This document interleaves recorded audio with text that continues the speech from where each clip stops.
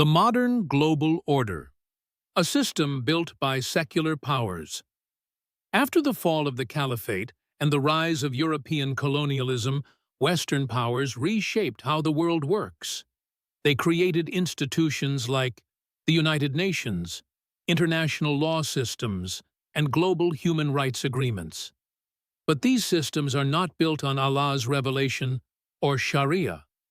They are built on secular, man-made laws, laws that push aside religious authority and break the Muslim ummah into scattered individuals, each tied only to national citizenship and international rules.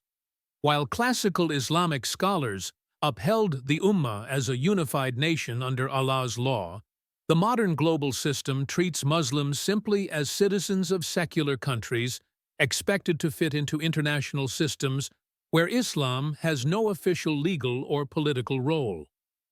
Great scholars like Ibn Taymiyyah, Ibn al-Qayyim, al-Mawardi, al-Ghazali, and Ibn Khaldun would have rejected the idea that these global systems can decide the legal status of lands or replace the authority of Sharia or take away Allah's sovereignty. For them, sovereignty belongs to Allah alone. No treaty, no global organization, no political agreement can erase what the Sharia defines. The divide between classical scholarship and modern thinkers. Today we see a clear divide. Many modern Muslim scholars and thinkers claim that we live in a globalized world where labels like Dar al-Islam, land of Islam, and Dar al-Kufr, land of disbelief, no longer apply. International agreements and human rights rules have erased the old lines between Muslim and non-Muslim lands. Muslim identity, they say, is now only personal and spiritual, no longer political or legal. But why did this shift happen? Here's the key point. Many of these modern scholars work under governments and regimes in the Muslim world that are closely tied to Western political and military powers, dependent on Western money, trade deals, or diplomatic support, even protected by Western military bases that ensure their survival, and under pressure to adjust their religious teachings to fit secular global norms that help keep the ruling system secure. Real-world examples of this pressure. Let's look at some real examples. Gulf regimes host Western military bases on their soil and rely on U.S. military protection. Arab governments receive huge amounts of Western aid in exchange for political loyalty.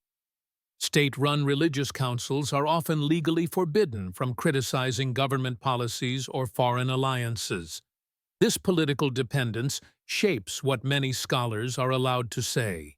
As a result, we see fatwas and religious statements that carefully avoid discussing Dar al-Islam and Dar al-Kufr, religious messages telling Muslims to fully integrate into secular systems, and any call to restore Islamic legal authority or revival quickly labeled as extremism or dangerous.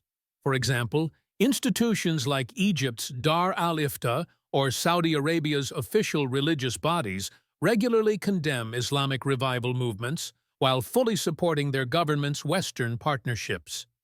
Many scholars avoid addressing whether lands ruled by secular constitutions can still be called Dar al-Islam. Independent scholars or activists who challenge these alignments often face censorship, arrest, or exile.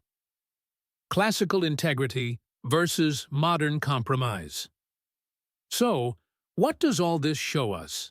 It shows that many modern religious positions are not purely based on deep, independent scholarly reasoning. Instead, they often reflect pressures from regimes that are trying to survive under Western influence, even if it means giving up on classical Islamic principles.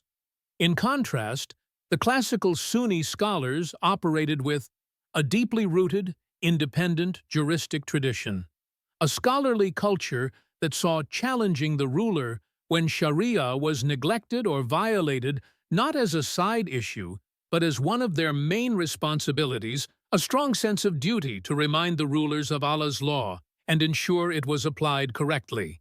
and a legal system built directly on the Qur'an, the Sunnah, and scholarly consensus, not on political pressures or fear of losing regime support. Closing reflection. To understand why classical and modern positions differ so much, we cannot just look at changing ideas or cultural shifts. We must look at the power structures that shape religious voices in today's Muslim world. Classical scholars grounded their authority in Allah's revelation. They saw it as their core mission to uphold the law of Allah, even if that meant confronting rulers or governments. Many modern scholars, however, speak from a place shaped, directly or indirectly, by secular pressures, government survival tactics, and the need to fit into a Western-designed world system. Recognizing this difference is essential if we want to recover a strong, independent Islamic voice. Thanks for watching. If you found this helpful, please subscribe.